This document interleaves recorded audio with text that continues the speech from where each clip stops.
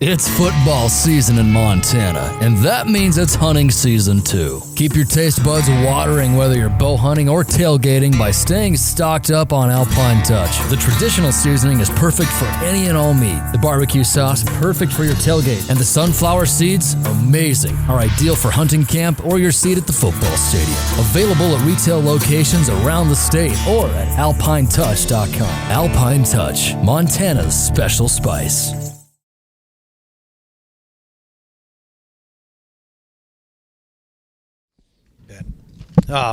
Good win for us last weekend. We were down a ton of guys, and lots of guys were far from 100%, and they just went out there and got the win. So good job by our guys. I was impressed with their ability to do that. Our defense got their second shutout of the year. That was a great defensive effort as well. I thought that we played pretty well in all three phases. So on to NAU. They're a good team. They beat U of A in Tucson. They beat Idaho at Idaho. Those were kind of eye-opening wins when I looked back at it, clicked through it yesterday a little bit. It's been an interesting year for them. I'm sure that Coach Ball would say the same thing, but they're well coached in all three phases. They're going to play hard. It's what they do. They look very athletic to me, including the offensive line. So should be a good game. Questions? Beautiful. Coach, just first things first, I don't know if you've heard, but there's some momentum going for College Game Day to come to Missoula. And I know obviously you're focused on NAU this week, but I guess just do you have any thoughts on that? I think it'd be great for the University of Montana and great for Missoula. So that'd be awesome.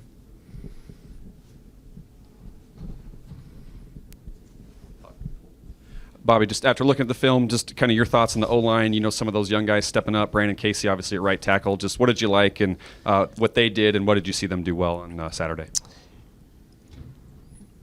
Having to plug in new people in new positions it's always difficult, but that's kind of what we've been doing at a lot of positions, and I thought those guys did a nice job. Starting a true redshirt freshman at right tackle, and he's going to be matched up on the guy that I thought was probably their best player a lot of the game. I thought he held up pretty well, Brandon, that is. I thought it was a good effort. You mentioned just on Saturday you wanted to rewatch the film before deciding whether it was the most complete game you guys played this year or not. Just so after looking at it, did you feel like that was the case there, just the most complete game of the year for you guys? I don't know how to compare it to other games, but I thought it was a good game in all three phases for us, for sure. Is there one offensive line position it's harder to fill in for, or is there one spot where it's harder to have an injury at than the other ones? I think center probably, because he's got to snap the ball first of all, and they're doing a lot of directing of traffic in there, so probably center. Speaking of, it looked like Moses was mostly playing center. So, I mean, how difficult is that since he's played mostly guard during his career here? Well, it's not easy. It's certainly not easy, but what are you going to do, right? So you go play him, and hopefully it works out. And he did a good job Saturday for sure. You guys have put a high priority on stopping the run this year, but that seemed like a key factor again. So how have you gotten that level of performance week in and week out against the run defensively? Well, a couple things. I think you can go to fundamentals. I think we tackle well. And then the structure of our defense, we can dial it up different ways week to week on what's best against certain run game. And then our guys do a good job getting off blocks. Another guy who got thrust in there as a freshman with Alfred going down. Obviously, him and Governor were kind of rotating at that nose tackle position. What's it like then when you got to go 3 to 4 deep at the nose tackle position, the physical one with young guys? Well, anytime you're going that far into your depth, it's not going to be as good unless you're Alabama or something. I don't know if they can go 3 or 4 deep, but I don't know anybody else that can. And as I mentioned, I'm proud of our guys because when they're banged up, they fight, go out there and fight their way back on the field, make plays, and if they can't go, the next guy has done a good job of trying to step up. So we'll just keep doing it. Hopefully we can hold up. I guess, like, what's the dynamic been as far as communication between either you and the players or the players and their position coaches about availability and when, maybe to power through it or not play that week? And have you had more of those conversations this year than maybe you can remember? Well, that's all determined by our medical people. Who stands out for NAU for you? For NAU, I said they're athletic across the board. I think the running back is the guy that jumped off the film to me in the initial yesterday when I started watching it. He's a big physical kid. He's got a lot of yards, 850 yards or something, I think. And he's a guy that really jumps off the film to me. Defensively, you guys are flying all over, especially the secondary. Have you been on a defense where you've seen like a guy getting 7 interceptions in a row? Yeah, I don't recall 7 interceptions in 7 games. I mean, the ball's finding him at this point rather than him finding the ball. But the defense is doing a good job. They're playing hard.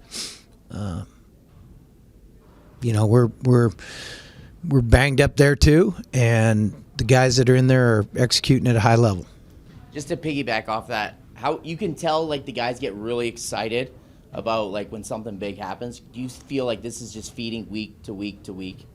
Well, my initial response to that would be they better. It's college football, right? They should. Football's an emotional game. I think defense has certainly got to be played with fire and passion, and our guys have it. I want to ask you about a couple of the Missoula guys on your roster. It seemed like Tyler Flink, David Kopang are both playing really well on special teams right now. Would you agree? Yeah.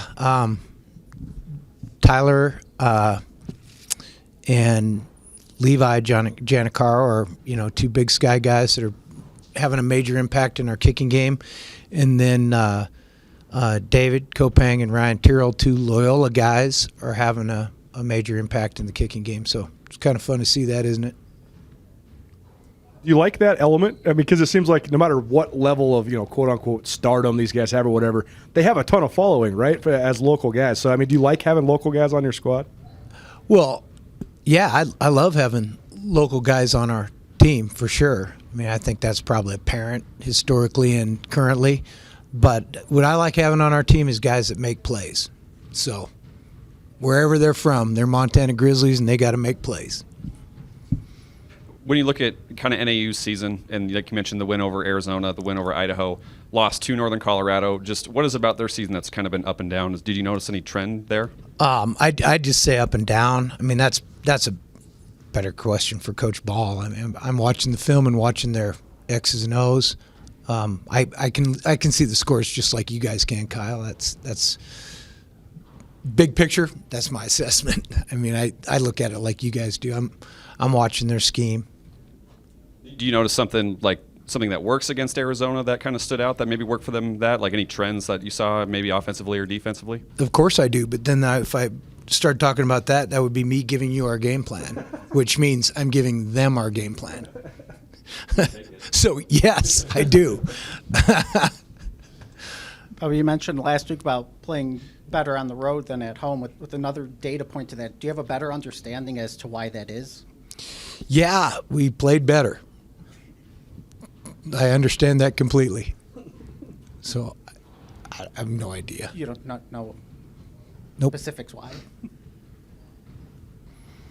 Week to week, it's a week-to-week game. And then you mentioned after the game wanting to play your best football in November, and you hope that's what transpires going forward. But how do you make sure you can carry that over for these next 2 weeks?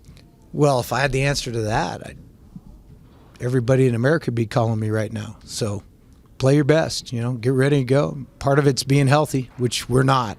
So beyond being healthy, I don't know. We need to go execute and play well. And with the guys you do have, just how I do mean, you feel? it's one of those deals where you can want a lot of things. I wanted a pony for Christmas when I was a little kid. I didn't get one. with the guys you do have, how do you feel they are playing with just 2 weeks left in the regular season? Who's that again?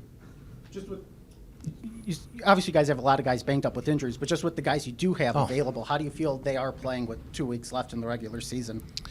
Well, we played pretty well last weekend, but again, it's the same thing. It's a broken record for 6 or 7 weeks here now. I mean, we're playing a different lineup every week. That's difficult. It's hard to have any continuity. It's hard to have consistency, and there's probably more of that this week. And then with, I don't know if you heard, but James Madison is leaving for the FBS, Sam Houston State also, and Jacksonville State. I was curious, just your opinion or your thoughts about that and just what it means for the FCS landscape going forward. Well, I think anybody that has a chance to better their outlook and their position should look at doing that. So good for them. And do you feel the Big Sky is still the right conference for Montana? I don't know. I'd have to think on that. It's probably an off-season discussion, not a NAU week discussion. But like I said, anybody that can improve their positioning, they should do it.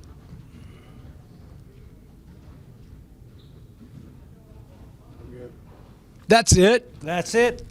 Over and done with. All right. Everybody. At Blackfoot Communications, our mission is to connect people, businesses, and communities to their networks in Montana and beyond. Through Blackfoot sponsorships, local ambassadors, and public programs, we support initiatives such as the Emergency Broadband Benefit, fiber deployments, and community events. For information on our commitment to improving our communities with fast, reliable, and secure internet access, go to blackfootcommunications.com/news.